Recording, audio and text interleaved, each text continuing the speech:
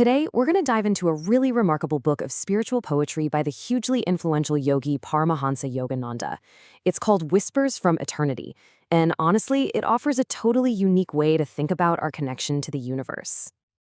And here it is. This is our source for today's explainer, the title page from a 1960 printing. You can almost feel that classic, timeless quality just by looking at it, and that's so fitting. Because this isn't just a book of prayers, it's more like a guide to a completely different kind of conversation. And that really gets to the heart of the matter, doesn't it? I mean, in our world, which is just full of noise and distractions, how do we even begin to talk to that bigger thing? To God, to the universe?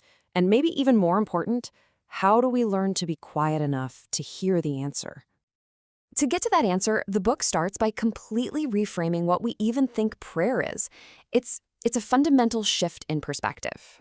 So the book presents these prayers not as some kind of list of demands. I want this, I need that. Instead, it calls them devotional outpourings. The idea is to feel actual communion with the divine. It's less about asking for stuff and way more about just showing up for a conversation. And this quote right here, it just perfectly captures the author's intention. Yogananda isn't trying to preach or convert anyone. He's literally just sharing his personal soul joy, hoping that it might help other people find their own. It's really presented as this incredible act of generosity. What's really cool is where these prayers actually came from.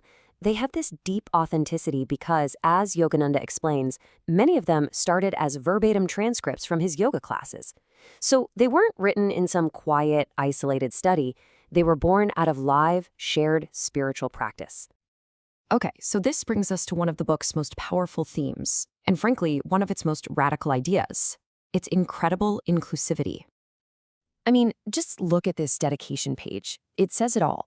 It's not dedicated to just one group, but unto Christians, Muslims, Buddhists, Hebrews, Hindus, and all other religionists in whom the cosmic heart is ever throbbing equally. The message is crystal clear. All paths are just different expressions of the exact same truth. And the foreword, which was written by the famous opera singer Amelita Galli-Curci, she really builds on this. She calls the book a fountain of universal prayers where anyone from any faith can come and drink. It's saying, look, this wisdom belongs to everybody. So if this path is for everyone, how does the book actually guide us? Well, it does it using these incredibly powerful metaphors that describe the soul's journey back to where it came from. This is one of the big ones. The central metaphor of the dewdrop. In this line, our individual soul is pictured as this tiny, quivering dewdrop, just for a moment separate, resting on a leaf that's floating on a huge, endless ocean. And this right here sets up the entire dynamic of the spiritual journey.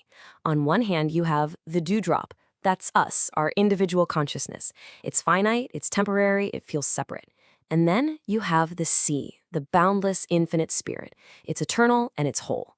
The whole journey is just about that dewdrop finding its way back to the sea. But here's the crucial part. The goal isn't to be extinguished or to disappear. The whole point of merging back into that ocean is to become infinitely enlarged. It's a transformation from your little, limited self into a vast, unlimited self.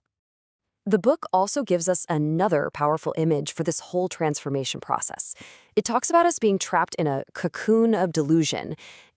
Our own limiting beliefs, our habits, our weaknesses, and the goal is to break free from that cocoon and become a bright moth of eternity.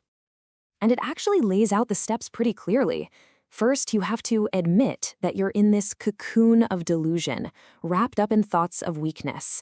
Then, second, you use your spiritual aspirations to start breaking out. And third, you emerge completely transformed as this bright moth of eternity, ready to glide through the skies of infinity. So all of this brings us to the final section, and to the real meaning of the book's title.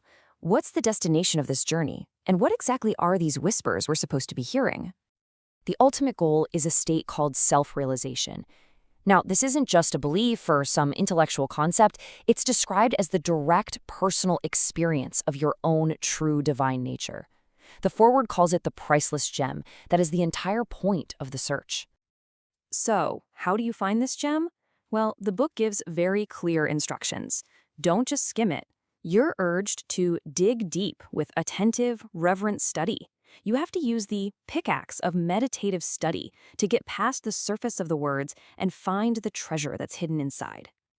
And when you do that, when you make that effort to really listen deeply, that's when you start to hear the whispers from eternity.